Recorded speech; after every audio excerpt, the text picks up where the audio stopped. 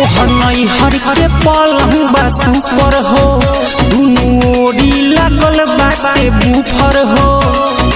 अच्छा जी तोहर नई हर के पलंग सुपर हो दुनू ओरी लागल बाटे बुफर हो। हाता है कहे ना भइल बढ़ही राजा कोरी ना कनेक्ट वाईफाई रजाई ना बजाई राजा जी ना तो जाग जाए राउर हो जाए रजाई ना बजाई राजा जी। अच्छा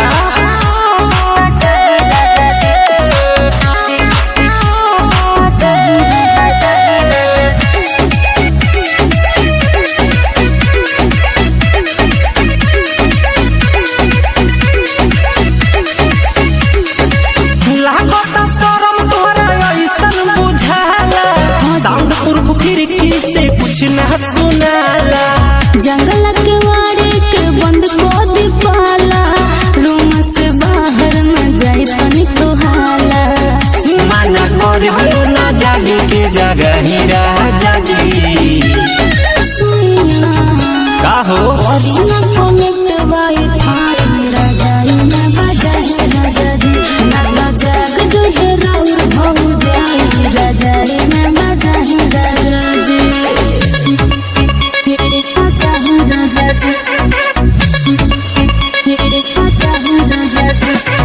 परफेक्ट रिकॉर्डिंग स्टूडियो मोतिहारी।